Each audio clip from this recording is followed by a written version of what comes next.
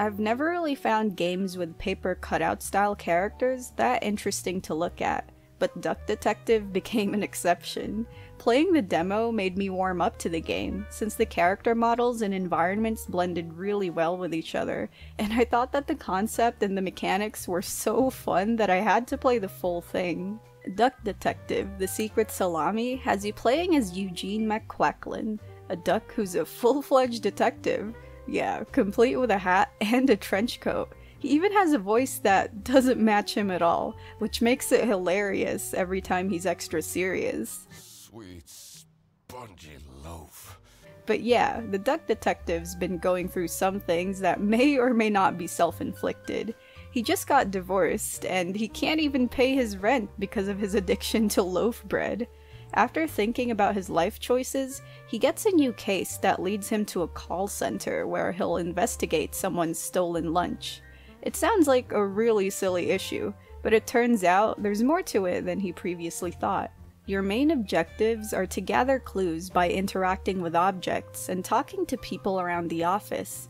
Inspecting was really fun because you can take a closer look at things just by dragging the magnifying glass around, so you can read text and find specific points of interest by literally enhancing the details. If you find something interesting, the Duck Detective will take note of the keywords in his little book. The same goes for characters that you meet. Like, you can inspect them by dragging the magnifying glass too.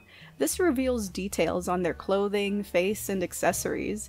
I thought it was pretty funny since, well, the characters look cute normally, but then when you put a magnifying glass on them, they, let's just say I prefer seeing them from afar. I enjoyed interviewing the characters though. They were all unique, and I love how the Duck Detective would have conversations with them that range from hilarious to realistic. Like, I love talking to the cat in the game who's an overworked insomniac. The way she would switch between answering multiple calls and entertaining the Duck Detective's questions was funny and kinda sad.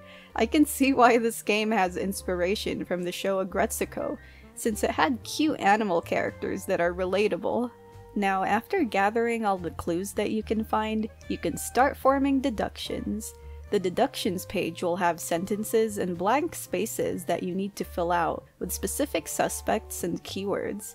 It's pretty straightforward, but I thought it got really tricky later on, especially since the pages would have even more blank spaces to fill.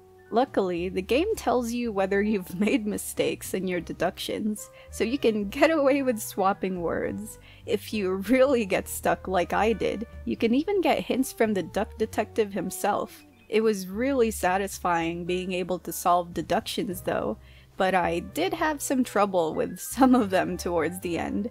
As easy as most of the game is, you need to make sure that you're paying attention and looking at the details in your clues.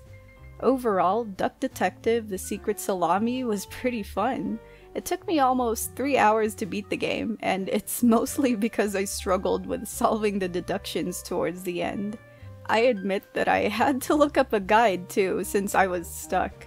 The experience was great though. My only complaint is that the game could have been a bit longer. Like, some of the characters would have benefited from being expanded upon, since some of their backstories were just limited to clues, and little cutscenes after you've completed a deduction. I especially felt that when the game was ending, since I wasn't really satisfied. I ended up wanting more, like a sequel.